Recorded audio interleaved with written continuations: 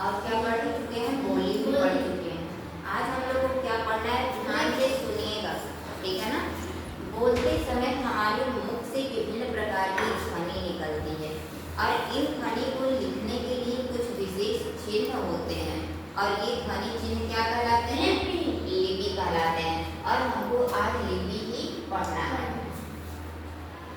लिपि क्या होती है, ध्वनि चिन्हों को लिखने की विधि को क्या कहते हैं, लिपि कहते हैं। या तो ये भी हो सकता है कि जिन चिन्हों द्वारा हम अपने भाव और विचार को व्यक्त करते हैं उन्हें हम क्या कहते हैं, लिपि कहते हैं। या विभिन्न भाषाओं के लिखने का ढंग क्या होता है, अलग अलग होता है। किसी भाषा को लिखने की ढंग को क्या कहते हैं, लिपि कहते हैं। या भाषा को लिखने के लिए जो चिन्ह निर्धारित होते हैं उन्हें हम क्या कहते हैं, लिपि कहते हैं। अब ये ध्वनिक चिन्ह क्या होते हैं, ये भी तो है ना कि ध्वनिक चिन्ह क्या होते हैं, ये ध्वनि क्या होती है। तो भाषा की सबसे छोटी इकाई क्या होती है, ध्वनि होती है। और ध्वनि के समूह को क्या कहते हैं, वर्ण कहते हैं। क्या कहते हैं, वर्ण। जैसे आप लोग समझ रहे हैं ना कि वर्ण क्या होता है। वर्ण जैसे मेरा अ, आ, छोटी बड़ी, छोटाऊ बड़ाऊ, क, ख, ग, घ, अंग, ये सब मेरे क्या है, वर्ण है, ठीक है ना।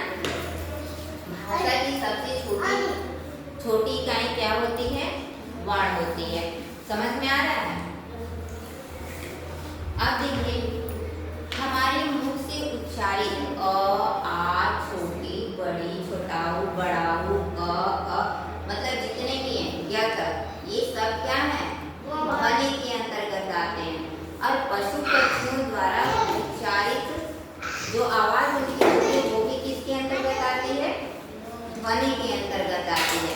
लेकिन देखिए जो मनुष्य द्वारा उच्चारित वर्णात्मक ध्वनि होती है वो क्या होती है, सार्थक होती है। और जो पशु पक्षियों द्वारा जो उच्चारित ध्वनि होती है वो क्या होती है, निरर्थक होती है। सार्थक मतलब समझ रहे हैं ना, जिसका सही सही अर्थ निकल जाए उसे हम क्या कहते हैं, सार्थक। और निरर्थक क्या होता है, जिसका कोई अर्थ नहीं निकलता है वो क्या होता है, निरर्थक होता है। समझ में आ रहा है।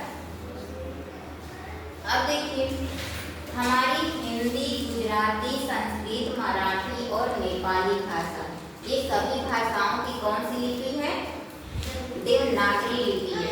और पंजाबी भाषा की कौन सी लिपि है, गुरमुखी है। उर्दू भाषा की कौन सी लिपि है, फारसी। अंग्रेजी भाषा की कौन सी लिपि है, रोमन लिपि है।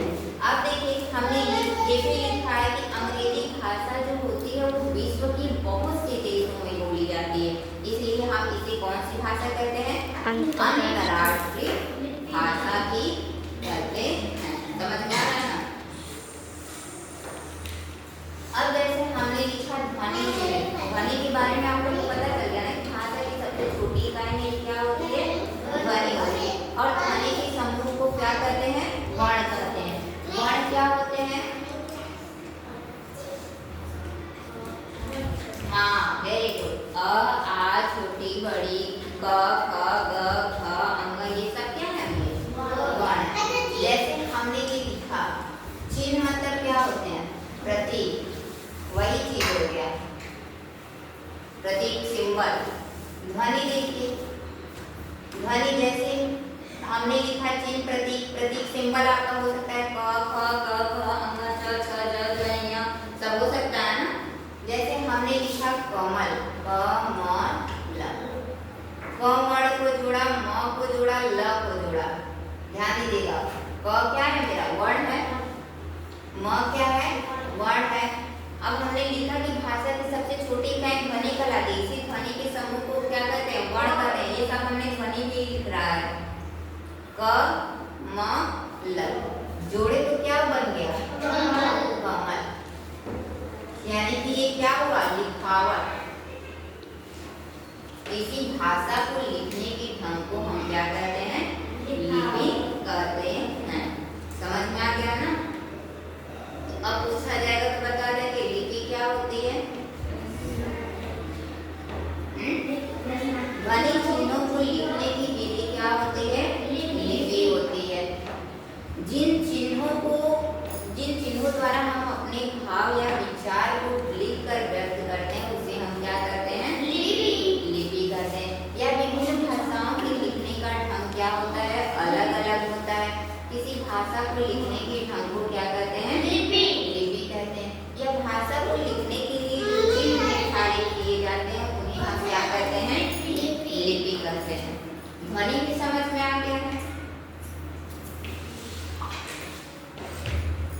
भाषा की सबसे छोटी इकाई क्या होती है? ध्वनि।